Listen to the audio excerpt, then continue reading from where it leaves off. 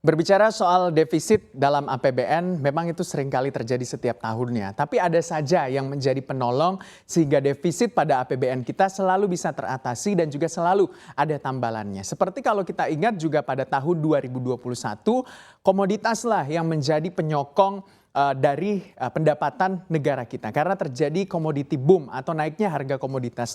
Berkaca pada perjalanan Indonesia pada saat Presiden Susilo Bambang Yudhoyono memerintah, kenapa pertumbuhan ekonomi Indonesia juga bisa tetap terjaga dan malah baik begitu ya, karena ada namanya kenaikan harga komoditas atau commodity boom. Inilah tentunya yang menjadi penyokong dari pendapatan negara kita. Seperti apa tentunya perjalanan anggaran pendapatan dan belanja negara kita di tahun 2021 ini dan bagaimana nantinya di tahun 2022 mendatang, kita ulas hari ini. Komoditas sokong kantong negara.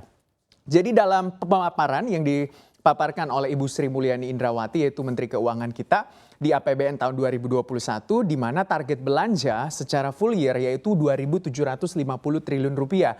Bahkan belanja sampai dengan November tahun 2021 itu sudah mencapai 2.310,4 triliun rupiah atau sekitar 84% dari realisasi APBN tahun 2021. Artinya targetnya sudah melebihi begitu ya, karena belanja kita juga sudah jauh lebih baik. Kenapa belanja ini juga menjadi salah satu patokan? Artinya berbagai macam program-program yang dikeluarkan oleh pemerintah untuk menangani pandemi COVID-19 ini juga semuanya sudah terrealisasi. Entah itu Perlinsos atau perlindungan sosial, lalu masalah kesehatan, jaring pengaman sosial dan segala macamnya masuk ke dalam anggaran pendapatan dan juga belanja negara kita. Nah, berbicara juga soal APBN yang sering sekali mungkin menjadi momok ya atau pembahasan bagi orang-orang adalah soal defisit APBN. Di mana kita ketahui bahwa defisit APBN memang ya tidak bisa dipungkiri begitu ya, karena setiap tahunnya pendapatan kita lebih rendah ketimbang belanja kita.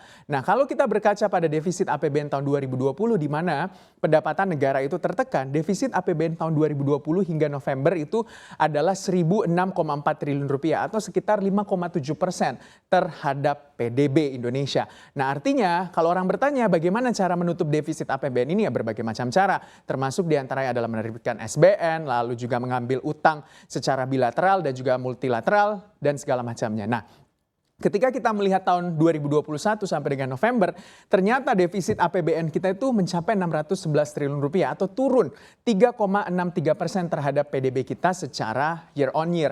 Artinya ada perbaikan pemulihan ekonomi karena defisit kita semakin kecil. Nah, bagaimana tentunya defisit ini bisa semakin kecil? Apa yang membuat hal ini terjadi?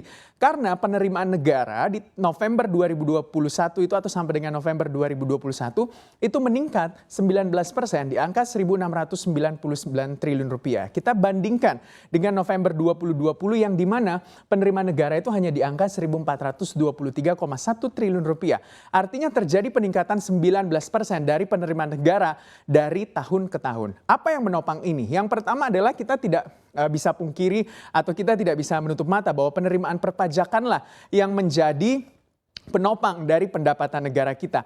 18% terjadi kenaikan di penerimaan perpajakan secara year on year atau tahunan di angka 1.314 triliun rupiah. Sementara penerimaan negara bukan pajak atau PNBP di angka 382,5 triliun rupiah.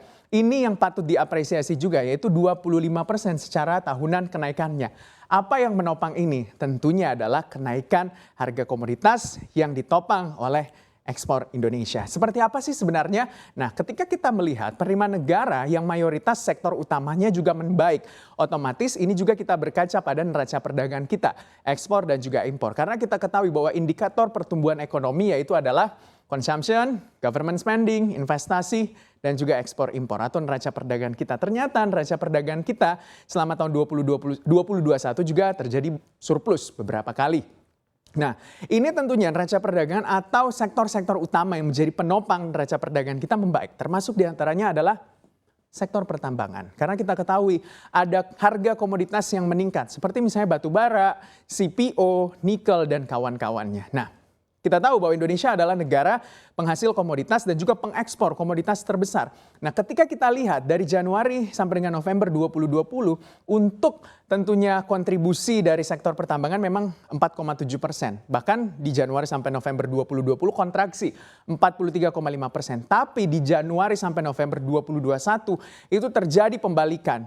Bahkan surplus atau meningkat 59,1%. Sangat besar sebenarnya kontribusi dari sektor pertambangan ini ketika kita melihat menyokong pendapatan negara kita. Yang kedua tentunya ditopang oleh sektor perdagangan, yaitu Januari sampai November cukup besar juga peningkatannya menjadi 28,3% dengan kontribusinya sekitar 22,1%. Lalu ada juga industri pengolahan yang masih tetap menjadi nomor satu dengan kontribusi terbesar 29,9%, tapi kenaikannya hanya 16,9% sampai dengan Januari Januari sampai November 2021. Nah, ketika kita menilik lebih jauh lagi, sektor pertambangan yang menjadi atau komoditas lah ya, bisa kita katakan entah batu bara, nikel, CPO dan kawan-kawannya yang menjadi sebuah kunci utama dari pendapatan negara kita yang bisa sehat begitu atau mulai terjadi perbaikan di perekonomian negara kita. Inilah yang menjadi kuncinya, kenaikan harga komoditas. Nah, utamanya kita kan sebagai negara pengekspor batu bara. Pengekspor batu bara terbesar karena kan batu bara kita cadangannya begitu besar dan juga begitu banyak. Sama seperti nikel juga, lalu CPO kita sama dengan Malaysia juga atau crude palm oilnya. Nah, ketika kita melihat misalnya batu bara sampai dengan bulan Desember pernah terjadi peak harga batu bara atau terjadi kenaikan yang sangat signifikan pada bulan Oktober. Bahkan harga batu bara kalau saya tidak salah ingat sampai dengan 270 US dollar per tonnya. Nah, sampai dengan saat ini tentunya kenaikan harga batu bara di angka 160 US dollar per tonnya atau kurang lebih naiknya selama 10 hari terakhir ini rally-nya itu sudah di angka 28,04% kenaikannya. Sementara kalau kita lihat selama kurang lebih 1 tahun terakhir ini kenaikannya itu sudah mencapai 115,59%.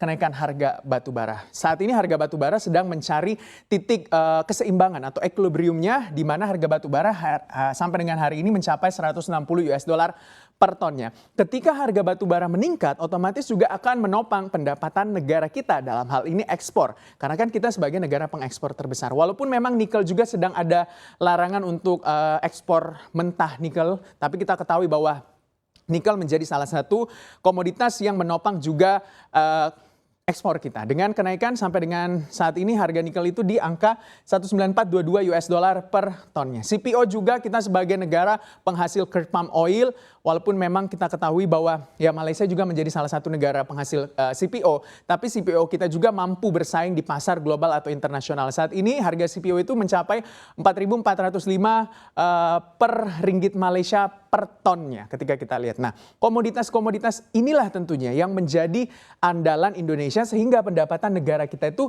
bisa terjadi perbaikan. Nah, kalau ekspor kita berkaca ekspor. Karena kan seperti yang saya bilang bahwa ekspor impor itu menjadi salah satu indikator penopang pertumbuhan ekonomi kita. Nah, ekspor untuk tentunya pertambangan dan lain-lainnya itu 16,31% berkontribusi terhadap ekspor kita. Artinya ekspor sektor pertambangan dan juga komoditas itu sangat besar berkontribusi terhadap pendapatan negara kita. Disusul tentunya yaitu industri sektor migas dan juga sektor pertanian, kehutanan dan perikanan. Nomor satu masih ditopang oleh industri pengolahan. Tentunya kita berharap bahwa perbaikan dan juga defisit yang semakin mengecil pada tahun 2021 ini akan juga tercermin di tahun 2022 mendatang. Harapannya defisit semakin kecil sehingga tentunya membuat APBN kita atau anggaran pendapatan dan belanja negara kita itu semakin sehat dan juga bisa menjadi kunci utama, motor penggerak pertumbuhan ekonomi dan juga recovery ekonomi di tahun 2022 mendatang.